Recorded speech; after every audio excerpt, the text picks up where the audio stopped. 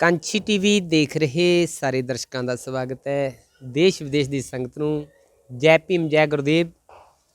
ਪੰਜਾਬ ਦੇ ਵਿੱਚ ਹੁਣ ਤੱਕ 15 ਵਿਧਾਨ ਸਭਾ ਦੀਆਂ ਚੋਣਾਂ ਹੋ ਚੁੱਕੀਆਂ ਨੇ, 15 ਵਾਰ ਸਰਕਾਰ ਬਣ ਚੁੱਕੀ ਹੈ ਤੇ ਇਸ ਵਾਰ 2022 ਫਰਵਰੀ ਦੇ ਵਿੱਚ 16ਵੀਂ ਵਾਰ ਚੋਣ ਹੋਣ ਜਾ ਰਹੀ ਹੈ ਤੇ ਖਾਸ ਕਰਕੇ ਸਤਿਗੁਰ ਰਵਿਦਾਸ ਮਹਾਰਾਜ ਜੀ ਦੇ ਮੰਨਣ ਵਾਲੇ ਲੋਕਾਂ ਦੇ ਵਿੱਚ, ਰਵਿਦਾਸੀਆ समाज ਦੇ ਵਿੱਚ ਇਸ ਗੱਲ ਦਾ ਇਸ ਵੇਲੇ ਵੱਡਾ ਇਤਰਾਜ਼ ਹੈ, ਰੋਸ ਹੈ ਕਿ ਇਸ ਵਾਰ ਚੋਣ ਕਮਿਸ਼ਨ ਦੇ ਵੱਲੋਂ ਜਿਹੜੀ ਤਰੀਕ ਐਲਾਨ ਕੀਤੀ ਗਈ ਹੈ ਚੋਣਾਂ ਦੀ, ਉਹ 14 ਫਰਵਰੀ ਤੇ 16 ਫਰਵਰੀ ਨੂੰ ਸਤਿਗੁਰ ਰਵਿਦਾਸ ਮਹਾਰਾਜ ਜੀ ਦਾ ਮਹਾਨ ਗੁਰਪੁਰਬ ਹੈ, ਮਹਾਨ ਪੁਰਬ ਹੈ। ਸੰਗਤਾਂ ਦੇ ਵਿੱਚ ਉਸ ਵੇਲੇ ਉਤਸ਼ਾਹ ਹੋਏਗਾ, ਸੰਗਤਾਂ ਨੇ ਗੁਰਪੁਰਬ ਮਨਾਉਣੇ ਨੇ, ਨਗਰ ਕੀਰਤਨ ਕੱਢਣੇ ਨੇ। ਬਹੁਤੀ ਸੰਗਤ ਜਿਹੜੀ ਹੈ ਉਹ ਕਾਂਛੀ ਵੀ ਜਾਂਦੀ ਹੈ ਤੇ ਇਸ ਕਰਕੇ ਸੰਗਤ ਦੇ ਵਿੱਚ ਰੋਸ ਵੀ ਹੈ ਤੇ ਮੰਗ ਵੀ ਹੈ ਇਸ ਤਰੀਕ ਨੂੰ ਅੱਗੇ ਜਾਂ ਪਿੱਛੇ ਕੀਤਾ ਜਾਵੇ। ਤੇ ਇਸ ਵੇਲੇ ਸਾਡੀ ਕਾਂਛੀ ਟੀਵੀ ਦੀ ਟੀਮ ਜਿਹੜੀ ਹੈ ਉਹ ਪਹੁੰਚੀ ਹੈ ਫਗਵਾੜਾ ਦੇ ਅੰਦਰ। ਮਾਸਟਰ ਸੋਮਰਾਜ ਜੀ ਜਿਹੜੇ ਸਟੇਟ ਅਵਾਰਡੀ ਨੇ ਔਰ ਪ੍ਰਚਾਰਕ ਨੇ ਸਤਿਗੁਰ ਰਵਿਦਾਸ ਮਹਾਰਾਜ ਜੀ ਉਹਨਾਂ ਦੀ ਕ੍ਰਾਂਤੀਕਾਰੀ ਜਿਹੜੀ ਵਿਚਾਰਧਾਰਾ ਉਹਨੂੰ ਜਨ ਜਨ ਤੱਕ ਲੈ ਕੇ ਜਾਣ ਦੇ ਲਈ ਉਪਰਾਲੇ ਕਰਦੇ ਨੇ। ਤੇ ਆਓ ਸਵਾਗਤ ਕਰਦੇ ਹਾਂ ਔਰ ਉਹਨਾਂ ਦੇ ਮਨ ਦੀ ਗੱਲ ਪੁੱਛਦੇ ਹਾਂ ਜੀ। ਸਭ ਤੋਂ ਪਹਿਲਾਂ ਸਵਾਗਤ ਹੈ ਜੀ, ਜੈ ਭੀਮ ਜੈ ਗੁਰਦੇਵ। ਜੈ ਗੁਰਦੇਵ ਜੀ, ਜੈ ਭੀਮ। ਕਾਂਛੀ ਟੀਵੀ ਦਾ ਅਸੀਂ ਆਪਣੇ ਸਾਰੇ ਪਰਿਵਾਰ ਵੱਲੋਂ ਬਹੁਤ ਧੰਨਵਾਦ ਕਰਦੇ ਹਾਂ ਕਿ ਇਹਨਾਂ ਨੇ ਸਾਨੂੰ ਇਸ ਲਾਇਕ ਸਮਝਿਆ ਕਿ ਅਸੀਂ ਸਮਾਜ ਦੀਆਂ ਭਾਵਨਾਵਾਂ ਜਿਹੜੀਆਂ ਉਹਨਾਂ ਤੱਕ ਪਹੁੰਚਾਈਏ। ਗੁੜਾ ਸਾਹਿਬ ਜੀ ਦਾ ਬਹੁਤ ਬਹੁਤ ਧੰਨਵਾਦ ਜੀ। ਬਹੁਤ ਬਹੁਤ ਧੰਨਵਾਦ ਜੀ। ਮਾਸਟਰ ਜੀ, ਅਸਲ ਦੇ ਵਿੱਚ ਸੋਸ਼ਲ ਮੀਡੀਆ ਤੇ ਮੀਡੀਆ ਦੇ ਵਿੱਚ ਲੋਕ ਚਰਚਾ ਇਸ ਵੇਲੇ ਬਣੀ ਹੋਈ ਹੈ, ਖਾਸ ਕਰਕੇ ਰਵਿਦਾਸੀਆ ਸਮਾਜ ਦੇ ਅੰਦਰ। ਸਮਾਜ ਦੇ ਵੱਲੋਂ ਮੰਗ ਕੀਤੀ ਜਾ ਰਹੀ ਹੈ ਕਿ ਫਰਵਰੀ ਦੀਆਂ ਜਿਹੜੀਆਂ ਚੋਣਾਂ 2022 ਵਿਧਾਨ ਸਭਾ ਦੀਆਂ ਕਿ 14 ਫਰਵਰੀ ਤੋਂ ਅੱਗੇ ਪਿੱਛੇ ਕਰ ਲਈਆਂ ਜਾਣ ਤਾਂ ਕਿ ਸਤਿਗੁਰ ਰਵਿਦਾਸ ਮਹਾਰਾਜ ਜੀ ਦਾ ਸਾਲ ਬਾਅਦ ਆਉਣ ਵਾਲਾ ਜਿਹੜਾ ਮਹਾਨ ਗੁਰਪੁਰਬ ਹੈ ਉਹਨੂੰ ਬਹੁਤ ਤਰੀਕੇ ਦੇ ਨਾਲ, ਚਾਅ ਦੇ ਨਾਲ, ਉਤਸ਼ਾਹ ਦੇ ਨਾਲ ਤੇ ਸ਼ਰਧਾ ਦੇ ਨਾਲ ਮਨਾਇਆ ਜਾਵੇ। ਤੇ ਬਹੁਤੀ ਸੰਗਤ ਕਾਂਛੀ ਵੀ ਜਾਂਦੀ ਹੈ। ਪਰ ਵੱਡੀ ਗੱਲ ਜਿਹੜੀ ਚਿੰਤਾ ਵਾਲੀ ਇਹ ਹੈ ਕਿ ਜਿਨ੍ਹਾਂ ਨੇ ਤਾਂ ਵੋਟਾਂ ਪਾਉਣੀਆਂ ਉਹ ਮੰਗ ਕਰ ਰਹੇ ਨੇ, ਪਰ ਜਿਨ੍ਹਾਂ ਨੂੰ ਪਾਉਣੀਆਂ ਉਹ ਆਪਣੀ ਕੁਰਸੀ ਦੀ ਲਾਲਸਾ ਵਿੱਚ, MLA ਬਣਨ ਦੇ ਇਸ਼ਕ ਜਾਂ ਟਿਕਟ ਦੇ ਚੱਕਰ ਦੇ ਵਿੱਚ ਉਹ ਕੋਈ ਮੂੰਹ ਤੱਕ ਨਹੀਂ ਹਜੇ ਤੱਕ ਖੋਲ੍ਹਿਆ। ਤੁਹਾਨੂੰ ਕਿਵੇਂ ਲੱਗਦੀ ਇਹ ਗੱਲ? ਵੈਸੇ ਤੇ ਇਹ ਜਿਹੜਾ ਫਰਵਰੀ ਦਾ ਸਮਾਂ ਹੈਗਾ ਜੀ, ਇਹ ਬੱਚਿਆਂ ਦੀ ਪੜ੍ਹਾਈ ਦਾ ਜਿਹੜਾ ਆ ਸੁਨਹਿਰੀ ਸਮਾਂ ਹੁੰਦਾ ਜੀ, ਕਿਉਂਕਿ ਮਾਰਚ ਵਿੱਚ ਉਹਨਾਂ ਦੇ ਪੇਪਰ ਹੋਣੇ ਹੁੰਦੇ ਆ ਤੇ ਇਹਦੇ ਵਿੱਚ ਹੀ ਆਪਾਂ ਸਿਲੇਬਸ ਦੁਹਰਾਉਣਾ ਹੁੰਦਾ। ਇਹ ਕੁਦਰਤੀ 2019 ਤੋਂ ਜਿਹੜੀ ਕੋਵਿਡ-19 ਦੀ ਮਹਾਮਾਰੀ ਚੱਲ ਰਹੀ ਹੈ ਉਹਦੇ ਦੌਰਾਨ ਸਕੂਲ, ਕਾਲਜ, ਯੂਨੀਵਰਸਿਟੀਆਂ ਜਿਹੜੀਆਂ ਉਹ ਬੰਦ ਨੇ ਤੇ ਵਿਦਿਆਰਥੀ ਜਿਹੜੇ ਉਹ ਆਪਣੇ ਘਰਾਂ ਦੇ ਵਿੱਚ ਨੇ। ਤੇ ਜਦੋਂ ਵਿਦਿਆਰਥੀਆਂ ਦੇ ਸਿਰ ਦੇ ਉੱਤੇ ਅਧਿਆਪਕ ਹੁੰਦੇ ਆ ਉਹ ਤੇ ਉਦੋਂ ਵੀ ਕਈ ਵਾਰ ਵੇਸਲੇ ਹੋ ਜਾਂਦੇ ਬੱਚੇ ਤੇ ਬੱਚੇ ਚੰਚਲ ਹੁੰਦੇ ਆ। ਅਸੀਂ ਤੇ ਜ਼ੋਰ ਨਾਲ ਉਹਨਾਂ ਨੂੰ ਪੜ੍ਹਾ ਲੈਂਦੇ ਹਾਂ, ਪਰੰਤੂ ਜਦੋਂ ਉਹ ਘਰਾਂ ਵਿੱਚ ਬੈਠੇ ਆ ਫਿਰ ਉਹ ਕੰਮ ਕਰਨ ਜਾਂ ਨਾ ਕਰਨ। ਤੇ ਇਹ ਜਿਹੜਾ ਹੈਗਾ ਬੜਾ ਸਾਡਾ ਸਮਾਜ ਦੇ ਲਈ ਬੜੀ ਚਿੰਤਾ ਦਾ ਵਿਸ਼ਾ ਹੈਗਾ। ਪੜ੍ਹਾਈ ਜਿਹੜੀ ਆ ਉਹ ਦਿਨੇ ਦਿਨ ਥੱਲੇ ਜਾ ਰਹੀ, ਕਿਉਂਕਿ ਪੜ੍ਹਾਈ ਦੇ ਨਾਲ ਹੀ ਜਿਹੜਾ ਮਨੁੱਖ ਆ ਉਹ ਆਉਣ ਵਾਲੇ ਜੀਵਨ ਦੇ ਵਿੱਚ ਤਰੱਕੀ ਕਰ ਸਕਦਾ ਹੈ ਜੀ। ਤੇ ਇਹ ਇਲੈਕਸ਼ਨ ਜਿਹੜੀ ਆ ਉਹ ਮਾਰਚ ਤੋਂ ਬਾਅਦ ਹੋਣੀ ਚਾਹੀਦੀ ਸੀਗੀ। ਚਲੋ ਜੇ ਬਣਾਇਆ ਵੀ ਪ੍ਰੋਗਰਾਮ ਇਲੈਕਸ਼ਨ ਕਮਿਸ਼ਨ ਨੇ ਤਾਂ ਇਹ ਜਿਹੜਾ ਹੈਗਾ ਪ੍ਰੋਗਰਾਮ ਘੱਟੋ ਘੱਟ ਜਿਹੜੇ ਚੋਣ ਸੁਧਾਰ ਆ ਉਹਦੇ ਵਿੱਚ ਬਾਰ-ਬਾਰ ਇਹ ਜ਼ਿਕਰ ਆਉਂਦਾ ਕਿ ਸਮਾਜ ਦੀਆਂ ਭਾਵਨਾਵਾਂ ਨੂੰ ਮੁੱਖ ਰੱਖਿਆ ਜਾਵੇ ਤੇ ਖਾਸ ਤੌਰ 'ਤੇ ਧਾਰਮਿਕ ਭਾਵਨਾਵਾਂ ਨੂੰ। ਤੇ ਇਹ ਜਿਹੜਾ ਪ੍ਰੋਗਰਾਮ ਹੈ ਇਲੈਕਸ਼ਨ ਦਾ, ਇਹ ਸਾਰਿਆਂ ਨੂੰ ਪਤਾ ਹੈ ਕਿ ਫਰਵਰੀ ਦੇ ਵਿੱਚ ਸਤਿਗੁਰੂ ਰਵਿਦਾਸ ਮਹਾਰਾਜ ਜੀ ਦਾ ਗੁਰਪੁਰਬ ਆਉਂਦਾ ਹੈ। ਇੱਕ ਹੋਰ ਬਹੁਤ ਵੱਡੀ ਜਿਹੜੀ ਗੱਲ ਹੈ ਕਿ ਸਤਿਗੁਰੂ ਰਵਿਦਾਸ ਮਹਾਰਾਜ ਜੀ ਕਲਿਆਣਕਾਰੀ ਰਾਜ ਦੇ ਜਿਹੜੇ ਟੀਚੇ ਆ ਉਹ ਕੀ ਹੋਣੇ ਚਾਹੀਦੇ ਆ, ਕਲਿਆਣਕਾਰੀ ਰਾਜ ਹੁੰਦਾ ਕੀ ਹੈ, ਉਹਦੀ ਸਭ ਤੋਂ ਪਹਿਲੀ ਪਰਿਭਾਸ਼ਾ ਸਤਿਗੁਰੂ ਰਵਿਦਾਸ ਮਹਾਰਾਜ ਨੇ ਹੀ ਤਾਂ ਦਿੱਤੀ ਸੀ। ਐਸਾ ਚਾਹੂੰ ਰਾਜ ਮੈਂ ਜਹਾਂ ਮਿਲੇ ਸਭਨ ਕੋ ਅੰਨ, ਛੋਟ ਬੜੇ ਸਭ ਸੰਭਸ ਰਵਿਦਾਸ ਰਹੇ ਪ੍ਰਸੰਨ। ਬਈ ਵਿਅਕਤੀ ਨੂੰ ਰੋਟੀ, ਕੱਪੜਾ ਅਤੇ ਮਕਾਨ ਜਿਹੜਾ ਆ ਤੇ ਬਰਾਬਰਤਾ, ਸਮਾਨਤਾ, ਭਾਈਚਾਰਾ ਉਹ ਮਿਲਦਾ ਹੋਵੇ ਤਾਂ ਉਹ ਰਾਜ ਜਿਹੜਾ ਆ ਕਲਿਆਣਕਾਰੀ ਰਾਜ ਹੁੰਦਾ ਹੈ। ਤੇ ਸਤਿਗੁਰੂ ਰਵਿਦਾਸ ਮਹਾਰਾਜ ਦਾ ਜਿਹੜਾ ਇਹ ਕਲਿਆਣਕਾਰੀ ਰਾਜ ਦੀ ਪਰਿਭਾਸ਼ਾ ਦਾ ਜਿਹੜਾ ਪ੍ਰਚਾਰ ਹੈ ਉਹ ਇਹਨਾਂ ਇਲੈਕਸ਼ਨਾਂ ਦੇ ਵਿੱਚ ਹੋਣਾ ਚਾਹੀਦਾ ਹੈ। ਪਰ ਇਹ ਸਮਾਂ ਜਿਹੜਾ ਆ ਉਹ ਮਹਾਰਾਜ ਦੇ ਗੁਰਪੁਰਬ ਨੂੰ ਹੀ ਜਿਹੜਾ ਉਹ ਤਾਰ ਪੀਡੋ ਕਰਦਾ ਹੈ, ਜਿਸ ਕਰਕੇ ਸਤਿਗੁਰੂ ਰਵਿਦਾਸ ਮਹਾਰਾਜ ਦੀਆਂ ਜਿਹੜੀਆਂ ਨਾਮਲੇਵਾ ਸੰਗਤਾਂ ਆ ਉਹਨਾਂ ਨੂੰ ਬਹੁਤ ਹੀ ਰੋਸ ਆ, ਉਹਨਾਂ ਦੇ ਵਿੱਚ ਗੁੱਸਾ ਹੈਗਾ ਤੇ ਚਿੰਤਾ ਵੀ ਹੈਗੀ ਆ।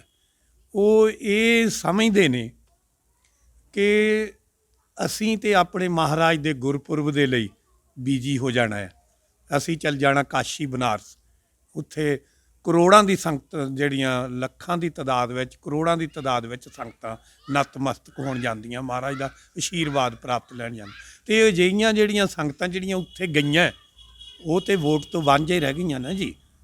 ਅਤੇ ਜਿਹੜੀਆਂ ਉਹ ਵਾਂਝੀਆਂ ਰਹਿ ਗਈਆਂ ਉਹ ਤਾਂ ਇਹ 5 ਸਾਲ ਬਾਅਦ ਕੁੰਭ ਆਉਂਦਾ ਹੈ, ਜਿਹਦੇ ਵਿੱਚ ਉਹਨਾਂ ਨੇ ਆਪਣਾ ਯੋਗਦਾਨ ਪਾਉਣਾ ਹੁੰਦਾ, ਊਤੀ ਪਾਉਣੀ ਹੁੰਦੀ ਹੈ, ਅਤੇ ਉਹ ਤਾਂ ਫਿਰ ਪਾ ਨਾ ਸਕੇ। ਜਦੋਂ ਕਿ ਡਾਕਟਰ ਭੀਮ ਰਾਓ ਅੰਬੇਡਕਰ ਜੀ ਦਾ ਜਿਹੜਾ ਇੱਕ ਸੰਕਲਪ ਸੀਗਾ ਕਿ ਹਰ ਇੱਕ ਕਮਜ਼ੋਰ ਵਿਅਕਤੀ ਨੂੰ ਆਪਣੀ ਵੋਟ ਰਾਹੀਂ ਆਪਣੀ ਸਰਕਾਰ ਚੁਣਨ ਦਾ ਜਿਹੜਾ ਆ ਉਹ ਅਧਿਕਾਰ ਹੋਣਾ ਚਾਹੀਦਾ, ਉਹ ਰਾਜ ਭਾਗ ਦੇ ਵਿੱਚ ਆਪਣਾ ਭਾਗੀਦਾਰੀ ਜਿਹੜੀ ਆ ਉਹ ਵੋਟ ਰਾਹੀਂ ਸਿੱਧ ਕਰ ਸਕਦਾ। ਅਤੇ ਉਹ ਜਿਹੜਾ ਸੰਕਲਪ ਹੈ ਉਸ ਨੂੰ ਵੀ ਠੇਸ ਵੱਜਦੀ ਹੈ ਜੀ। ਜਦੋਂ ਡਾਕਟਰ ਸਾਹਿਬ ਦੀ ਇਲੈਕਸ਼ਨ ਸੀਗੀ ਤਾਂ ਉਹਨਾਂ ਨੂੰ ਕਿਹਾ ਜੀ ਵੀ ਆਪਾਂ ਇਹ ਇੱਦਾਂ ਕਰ ਲਈਏ ਤਾਂ ਤੁਸੀਂ ਜਿੱਤ ਸਕਦੇ ਆ।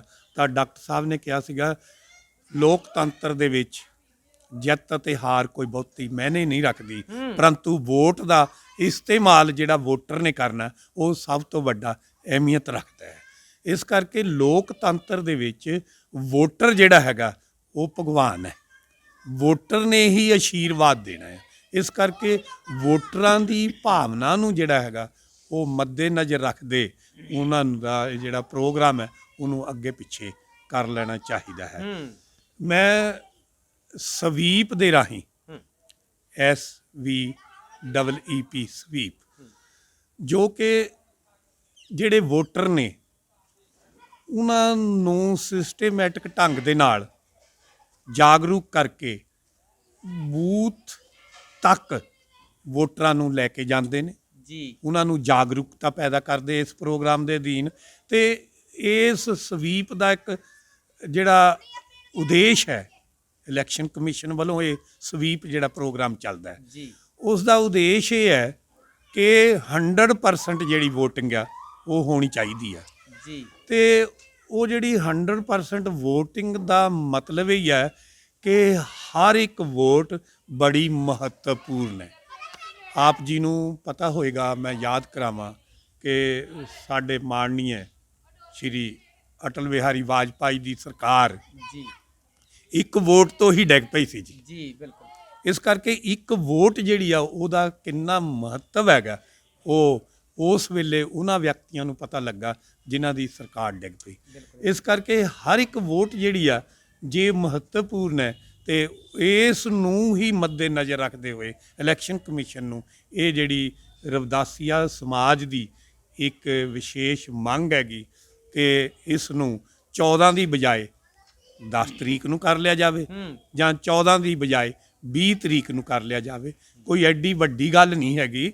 ਭਾਰਤ ਐਡਾ ਵੱਡਾ ਲੋਕਤੰਤਰ ਦੇਸ਼ ਹੈਗਾ ਆ, ਇਹਦੇ ਵਿੱਚ ਇੰਨੀ ਸਾਡੀ ਫੌਜ ਹੈਗੀ ਆ, ਇੰਨਾ ਪੈਰਾਮਿਲਟਰੀ ਨੌਜਵਾਨ ਨੇ, ਸਾਡੀ ਫੋਰਸਿਸ ਹੈਗੀ ਆ, ਲੋਕਲ ਫੋਰਸਿਸ ਹੈਗੀ ਆ। ਇਹ ਨਹੀਂ ਹੈਗਾ ਵੀ ਇੰਨਾ ਇੰਤਜ਼ਾਮ ਨਹੀਂ ਹੋ ਸਕਦਾ, ਬਹੁਤ ਵੱਡਾ ਇੰਤਜ਼ਾਮ ਹੋ ਸਕਦਾ। ਐਤਕੀ ਤੇ ਬਹੁਤਾ ਇਹ ਵੀ ਨਹੀਂ, ਜ਼ੋਰ ਸ਼ੋਰ ਵੀ ਨਹੀਂ ਹੋਣਾ, ਰੌਲਾ ਗੋਲਾ ਵੀ ਨਹੀਂ ਹੋਣਾ, ਰੈਲੀਆਂ ਵੀ ਨਹੀਂ ਹੋਣੀਆਂ। ਜੇ ਰੈਲੀਆਂ ਨਹੀਂ ਹੋਣੀਆਂ ਤਾਂ ਫੋਰਸ ਸਾਰੀ ਵਿਹਲੀ ਪਈ ਆ, ਅਤੇ ਉਹਦਾ ਜਿਹੜਾ ਆ ਇਸਤੇਮਾਲ 2 ਦਿਨਾਂ ਬਾਅਦ ਕਰ ਲਿਆ ਜਾਵੇ ਤਾਂ ਕੋਈ ਬਹੁਤੀ ਵੱਡੀ ਗੱਲ ਨਹੀਂ ਹੈਗੀ ਜੀ। ਮਾਸਟਰ ਜੀ, ਇੱਥੇ ਇਹ ਗੱਲ ਕਹਿਣੀ ਬਣਦੀ ਹੈ ਕਿ ਜਿਨ੍ਹਾਂ ਨੇ ਤਾਂ ਵੋਟਾਂ ਪਾਉਣੀਆਂ ਹੈਗੀਆਂ ਉਹ ਮੰਗ ਕਰ ਰਹੇ ਨੇ, ਆਪਣਾ ਰੋਸ ਵੀ ਪ੍ਰਗਟਾਵਾ ਕਰ ਰਹੇ ਨੇ, ਸੋਸ਼ਲ ਮੀਡੀਆ 'ਤੇ ਚੱਲ ਰਿਹਾ, ਪਰ ਜਿਨ੍ਹਾਂ ਨੇ ਵੋਟਾਂ ਲੈਣੀਆਂ, ਜਿਨ੍ਹਾਂ ਨੇ MLA ਬਣਨਾ, ਜਿਨ੍ਹਾਂ ਨੇ ਉਮੀਦਵਾਰ ਬਣਨਾ, ਉਹਨਾਂ ਦੀ ਆਵਾਜ਼ ਨਹੀਂ ਕਿਤੇ ਦੇਖਣ ਨੂੰ ਦਿਖਾਈ ਮਿਲੀ। ਕੀ ਕਹਿਣਾ ਚਾਹੋਗੇ? ਦੇਖੋ ਜੀ, ਜਿਨ੍ਹਾਂ ਨੇ ਬਣਨਾ ਹੈ ਉਹਨਾਂ ਨੂੰ ਤਾਂ ਵੋਟਰਾਂ ਨੂੰ ਵੀ ਮਿਲਣ ਦਾ ਵੇਲ ਨਹੀਂ ਹੈਗਾ, ਕਿਉਂਕਿ ਉਹ ਪਹਿਲਾਂ ਤਾਂ ਆਪਣੀਆਂ ਜਿਹੜੀਆਂ ਟਿਕਟਾਂ ਆ ਉਹਨਾਂ ਨੂੰ ਪੱਕਾ ਕਰਨ ਦੇ ਲਈ ਤੁਲੇ ਹੋਏ ਆ।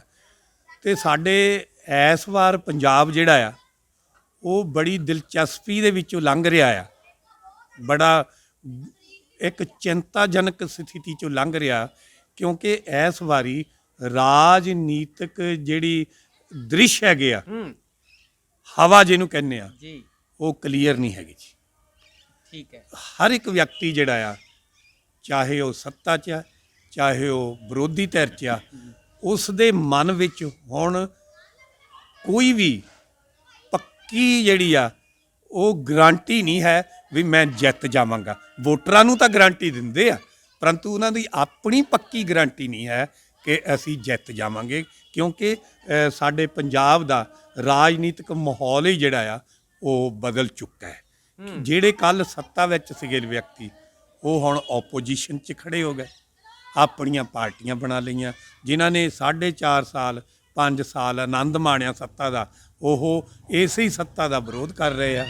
ਉਸ ਤੋਂ ਬਾਅਦ ਜਿਨ੍ਹਾਂ ਦੇ ਉੱਤੇ ਆਸਾਂ ਸੀਗੀਆਂ ਲੋਕਾਂ ਨੂੰ, ਉਹਨਾਂ ਨੇ MLA ਚੁਣ ਕੇ ਭੇਜੇ, ਉਹ ਦੂਜੀਆਂ ਪਾਰਟੀਆਂ 'ਚ ਚਲ ਗਏ, ਜਿਸ ਕਰਕੇ ਜਿਹੜੀ ਲੋਕ ਵੀ ਆ ਉਹ ਵੀ ਇਹਨਾਂ ਦੇ ਜਿਹੜੇ ਗਿਰਗਟ ਵਾਂਗ ਬਦਲ ਰੰਗ ਆ, ਉਹਨਾਂ ਤੋਂ ਹੈਰਾਨ ਨੇ ਵੀ ਇਹਨਾਂ ਲੋਕਾਂ ਦੀ ਕੋਈ ਜ਼ਮੀਰ ਹੀ ਨਹੀਂ ਹੈਗੀ, ਇਹਨਾਂ ਦਾ ਕੋਈ ਇਖਲਾਕ ਹੀ ਨਹੀਂ ਹੈਗਾ, ਇਹਨਾਂ ਦਾ ਕੋਈ ਧਰਮ ਨਹੀਂ ਹੈਗਾ ਵੋਟਰਾਂ ਦੇ ਪ੍ਰਤੀ। ਤੁਸੀਂ ਅੱਜ ਐਸ ਤੋਂ ਚੱਲ ਰਹੇ ਆ, ਐਸ ਸਿੰਬਲ ਦੇ ਉੱਤੇ, ਕੱਲ੍ਹ ਨੂੰ ਦੂਜੇ ਸਿੰਬਲ 'ਤੇ। ਇਹ ਨਹੀਂ ਪਤਾ ਲੱਗਦਾ ਲੋਕਾਂ ਨੂੰ ਵੀ ਸਾਡੀ ਵੋਟ ਜਿਹੜੀ ਆ ਇਹ ਉੱਥੇ ਹੀ 5 ਸਾਲ ਰਹੇਗੀ ਜਾਂ ਜਾ ਕੇ ਵਿਕ ਜਾਏਗੀ। ਕਿਉਂਕਿ ਲੀਡਰ ਜਿਹੜਾ ਉਹ ਟਪੂਸੀ ਮਾਰ ਕੇ ਕਦੀ ਉਧਰ ਚੱਲ ਜਾਂਦਾ ਤੇ ਕਦੀ ਉਧਰ ਚੱਲ ਜਾਂਦਾ, ਇਸ ਕਰਕੇ ਜਿਹੜਾ ਵੋਟਰ ਉਹ ਵੀ ਦੋ ਚਿੱਤੀ ਦੇ ਵਿੱਚ ਹੈਗਾ।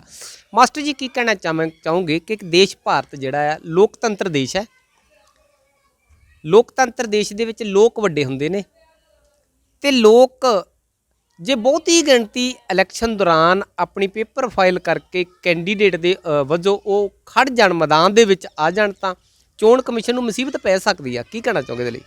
ਇਹ ਇੱਕ ਵਾਰ ਹੋਇਆ ਸੀਗਾ ਜੀ ਇੱਦਾਂ, ਤਾਂ ਉਸ ਵੇਲੇ 100 ਤੋਂ ਵੱਧ ਬੰਦਾ ਖੜਾ ਹੋ ਗਿਆ ਸੀਗਾ, ਅਤੇ ਉਹਨਾਂ ਨੂੰ ਬੈਲਟ ਪੇਪਰ ਜਿਹੜਾ ਆ ਉਹ ਬਣਾਉਣਾ ਬਹੁਤ ਔਖਾ ਹੋ ਗਿਆ। ਅਤੇ ਜੇਕਰ ਹੁਣ 1.5 ਲੱਖ ਵੋਟਰ ਆ ਅਤੇ 120 ਪਿੰਡ ਪੈਂਦੇ ਆ, ਅਤੇ 120 ਪਿੰਡਾਂ ਦੇ ਵਿੱਚੋਂ ਜੇ 5 ਬੰਦੇ ਖੜੇ ਜਾਣ, ਠੀਕ ਹੈ ਜੀ, ਤਾਂ 600 ਬੰਦਾ ਤਾਂ ਹੋ ਹੀ ਜਾਊਗਾ ਜੀ। ਅਤੇ ਜਦੋਂ 600 ਹੋ ਗਿਆ ਤਾਂ ਫਿਰ 600 ਲਈ ਮਸ਼ੀਨਾਂ ਚਾਹੀਦੀਆਂ ਜੀ, ਇੱਕ ਵਿਧਾਨ ਸਭਾ ਲਈ, ਇੱਕ ਬੂਥ ਲਈ ਜਿਹੜੀਆਂ ਆ ਉਹ ਜੇ 1 ਮਸ਼ੀਨ 30 ਚੱਕਦੀ ਆ ਕੈਂਡੀਡੇਟ, ਤਾਂ 20 ਤਾਂ ਮਸ਼ੀਨਾਂ ਚਾਹੀਦੀਆਂ।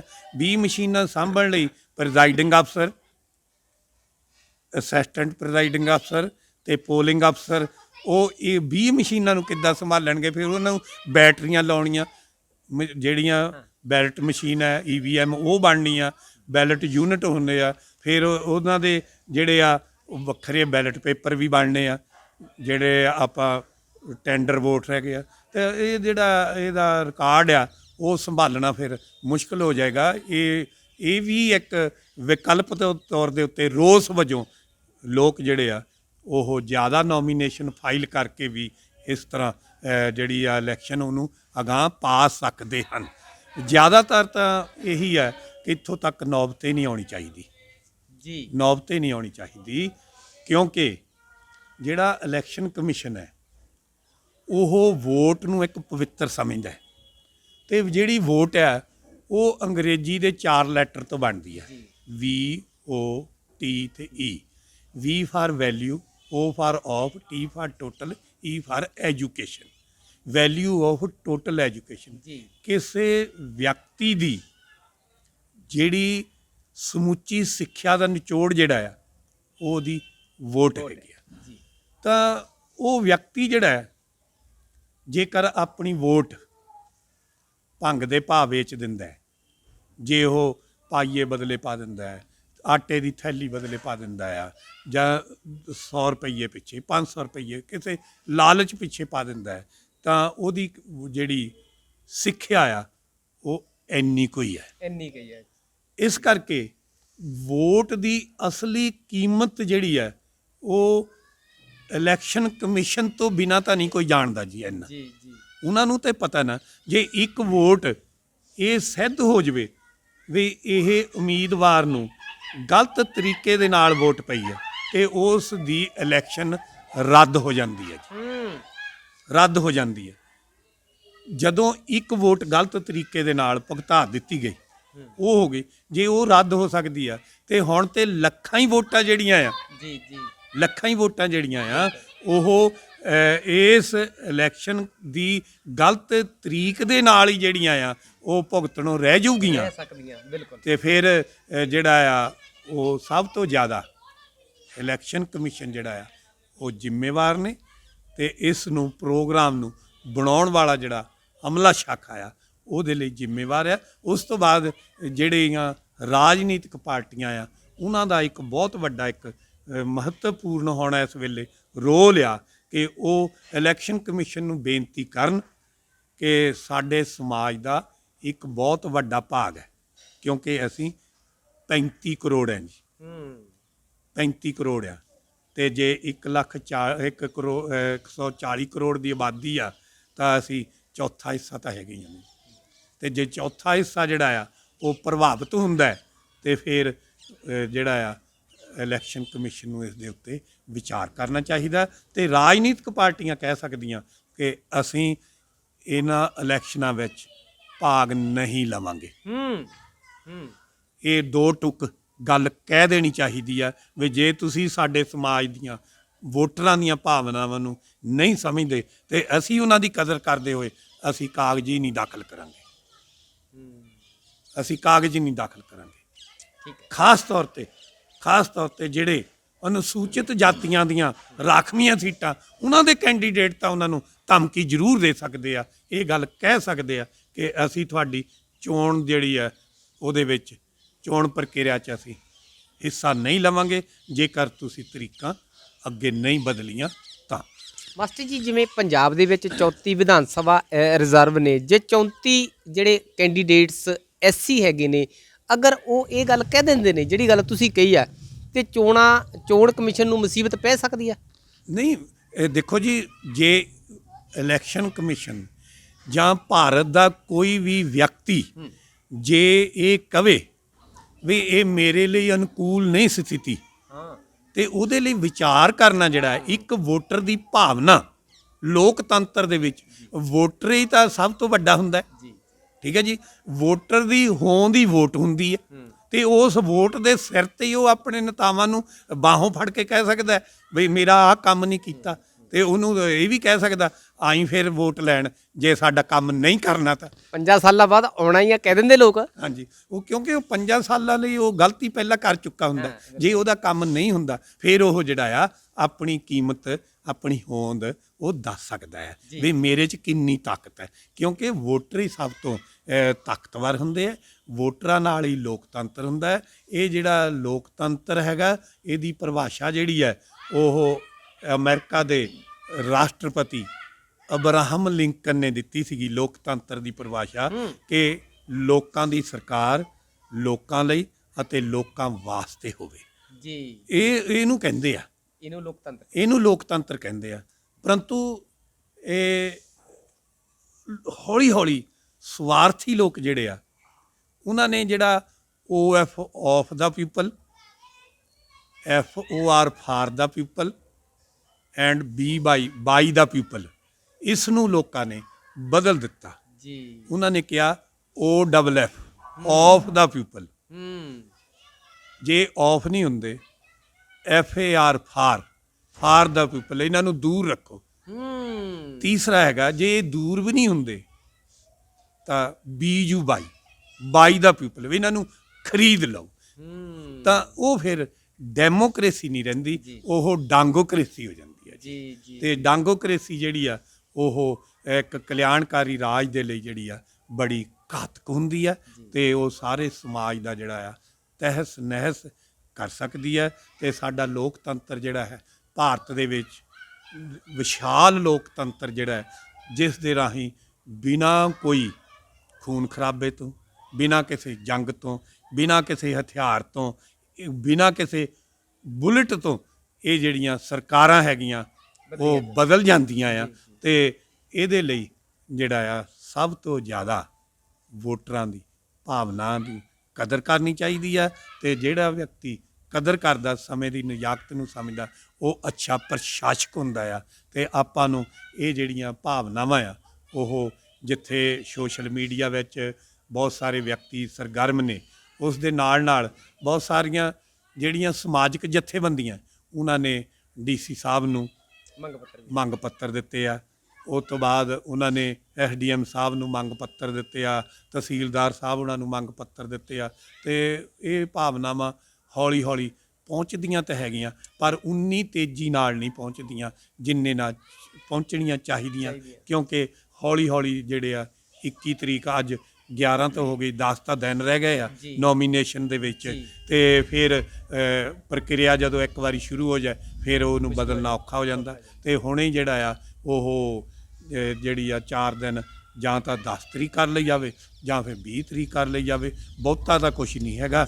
ਤੇ ਲੋਕਾਂ ਦੀ ਭਾਵਨਾਵਾਂ ਨੂੰ, ਵੋਟਰਾਂ ਦੀਆਂ ਭਾਵਨਾਵਾਂ ਨੂੰ ਸਰਵਉੱਚ ਮੰਨਦੇ ਹੋਏ ਜਿਹੜਾ ਆ ਇਹ ਫੈਸਲਾ ਚੋਣ ਕਮਿਸ਼ਨ ਨੂੰ ਜ਼ਰੂਰ ਕਰ ਲੈਣਾ ਚਾਹੀਦਾ। ਤੇ ਕੇਂਦਰ ਦੀ ਸਰਕਾਰ ਜਿਹੜੀ ਆ ਉਸ ਨੂੰ ਵੀ ਇਹਦੇ ਉੱਤੇ ਵਿਚਾਰ ਕਰਨਾ ਚਾਹੀਦਾ। ਤੇ ਜਿਹੜੀਆਂ ਰਾਜ ਸਰਕਾਰਾਂ ਆ ਉਹ ਵੀ ਜਿਹੜਾ ਆ ਉਹ ਕੇਂਦਰ ਸਰਕਾਰ ਨੂੰ ਪ੍ਰਸਤਾਵ ਭੇਜ, ਤੇ ਜਿਹੜੀ ਇਲੈਕਸ਼ਨ ਕਮਿਸ਼ਨ ਆ ਉਸ ਨੂੰ ਵੀ ਇਹ ਪ੍ਰਸਤਾਵ ਭੇਜਣ ਕਿ ਇਹ ਕਿਰਪਾ ਕਰਕੇ ਇਸ ਨੂੰ ਲੋਕਾਂ ਦੀਆਂ ਭਾਵਨਾਵਾਂ ਮੁੱਖ ਰੱਖਦੇ ਹੋਏ ਜਾਂ 10 ਫਰਵਰੀ ਨੂੰ ਕਰਤਾ ਜਾਵੇ ਜਾਂ ਫਿਰ 20 ਫਰਵਰੀ ਨੂੰ ਕਰ ਦਿੱਤਾ ਜਾਵੇ। ਕਿਉਂਕਿ ਇੱਕ ਤਾਂ ਪ੍ਰਭਾਤ ਫੇਰੀਆਂ ਸ਼ੁਰੂ ਹੋ ਜਾਣੀਆਂ ਜੀ, ਦੂਸਰਾ ਉਦੋਂ ਗੁਰਪੁਰਬ ਦੇ ਸੰਬੰਧ ਦੇ ਵਿੱਚ ਨਗਰ ਕੀਰਤਨ ਹੁੰਦੇ ਆ। ਨਗਰ ਕੀਰਤਨ ਜਿਹੜੇ ਆ ਉਹ 12 ਤਰੀਕ ਨੂੰ, 13 ਤਰੀਕ ਨੂੰ, 14 ਤਰੀਕ ਨੂੰ, 15 ਨੂੰ, ਖਾਸ ਤੌਰ ਤੇ 15 ਨੂੰ ਸਭ ਤੋਂ ਵੱਡਾ ਹਾਂ। ਤੇ ਜਦੋਂ ਇਹ ਜੇ 12, 13, 14 ਤੇ ਇਹਦੇ ਦੌਰਾਨ, ਕਿਉਂਕਿ ਇਲੈਕਸ਼ਨ ਦੇ ਵਿੱਚ ਜਿੰਨੀ ਜ਼ਹਿਰ ਘੁਲਦੀ ਸਮਾਜ ਦੇ ਵਿੱਚ ਉਨੀ ਹੋਰ ਕਿਤੇ ਨਹੀਂ ਘੁਲਦੀ। ਤੇ ਇਹ ਉਦੋਂ ਸਮਾਜ ਦੇ ਲੋਕਾਂ ਦਾ ਇੱਕ ਥਾਂ ਤੇ ਇਕੱਠੇ ਹੋਣਾ ਜਿਹੜਾ ਹੈਗਾ ਉਹ ਏਕਤਾ ਹੁੰਦੀ ਆ। ਜੇ ਸਾਡੇ ਵਿੱਚ ਜ਼ਹਿਰ ਪੈਦਾ ਹੋਈ ਹੋਊਗੀ ਤਾਂ ਉਦੋਂ ਸਮਾਜ ਜਦੋਂ ਇਕੱਠਾ ਹੁੰਦਾ ਉਹਦੇ ਵਿੱਚ ਕੋਈ ਦੰਗਾ ਫਸਾਦ ਵੀ ਹੋ ਸਕਦਾ ਹੈ। ਇਸ ਲਈ ਇਹਨਾਂ ਭਾਵਨਾਵਾਂ ਨੂੰ ਮੁੱਖ ਰੱਖਦੇ ਹੋਏ ਜਾਂ ਪ੍ਰਬੰਧ ਕਰਨੇ ਆ ਉਹਨਾਂ ਨੂੰ ਮੁੱਖ ਰੱਖਦੇ ਹੋਏ ਇਹ ਜਿਹੜੀ ਇਲੈਕਸ਼ਨ ਉਹ 10 ਤਰੀਕ ਨੂੰ ਜਾਂ 20 ਫਰਵਰੀ ਨੂੰ ਜਿਹੜੀ ਆ ਉਹ ਪਾ ਦੇਣੀ ਚਾਹੀਦੀ ਹੈ। ਇਹਦੇ ਵਿੱਚ ਸਾਰਾ ਹੀ ਸਮਾਜ ਜਿਹੜਾ ਹੈ ਉਹ ਇਲੈਕਸ਼ਨ ਕਮਿਸ਼ਨ ਦਾ ਸਵਾਗਤ ਕਰੇਗਾ ਤੇ ਉਹਨਾਂ ਨੂੰ ਪਤਾ ਲੱਗੇਗਾ ਕਿ ਇਲੈਕਸ਼ਨ ਕਮਿਸ਼ਨ ਜਿਹੜਾ ਹੈ ਉਹ ਸਹੀ ਅਰਥਾਂ ਦੇ ਵਿੱਚ ਵੋਟਰਾਂ ਦੀਆਂ ਭਾਵਨਾਵਾਂ ਨੂੰ ਸਮਝਦਾ ਹੈ ਤੇ ਉਹਨਾਂ ਦੇ ਅਨੁਸਾਰ ਚੱਲਦਾ ਹੈ ਤੇ ਵੋਟਰ ਨੂੰ ਜਿਹੜਾ ਪ੍ਰਧਾਨ ਮੰਨਿਆ ਗਿਆ ਹੈ। ਤਾਂ ਲੋਕਤੰਤਰ ਜਿਹੜਾ ਹੈ ਉਹ ਸਾਡਾ ਸਹੀ ਦਿਸ਼ਾ ਵਿੱਚ ਜਾ ਰਿਹਾ ਤੇ ਉਸ ਨੂੰ ਹੋਰ ਵੀ ਵਧੀਆ ਹੋਏਗਾ। ਕੰਮ ਤੇ ਹੋ ਰਿਹਾ, ਵਰਕ ਤੇ ਹੋ ਰਿਹਾ, ਪਰ ਸਮਾਰਟ ਵਰਕ ਹੋ ਜਾਏਗਾ। ਇਸ ਕਰਕੇ ਆਪਾਂ ਨੂੰ ਸਮਾਰਟ ਵਰਕ ਵੱਲ ਚੱਲਣਾ ਚਾਹੀਦਾ ਹੈ ਤੇ ਜ਼ਰੂਰ ਇਹਦੇ ਉੱਤੇ ਕੋਈ ਨਾ ਕੋਈ ਕਦਮ ਜਿਹੜਾ ਚੱਕਿਆ ਜਾਏਗਾ। ਸਾਨੂੰ ਇਹ ਪੱਕੀ ਆਸ ਹੈ ਜੀ। ਮਾਸਟਰ ਜੀ ਬਹੁਤ ਤੁਹਾਡਾ ਧੰਨਵਾਦ ਜੀ, ਤੁਸੀਂ ਬੜਮੁੱਲੀ ਜਾਣਕਾਰੀ ਦਿੰਦਿਆਂ ਨਾਲ ਮੰਗ ਵੀ ਕੀਤੀ ਹੈ ਵੀ ਇਹ ਜਿਹੜੀ ਚੋਣ ਹੈ ਇਹਦੀ ਤਰੀਕ ਅੱਗੇ ਜਾਂ ਪਿੱਛੇ ਕਰ ਲਈ ਜਾਵੇ। ਬਹੁਤ ਧੰਨਵਾਦ ਜੀ। ਜੈ ਭੀਮ, ਜੈ ਗੁਰਦੇਵ।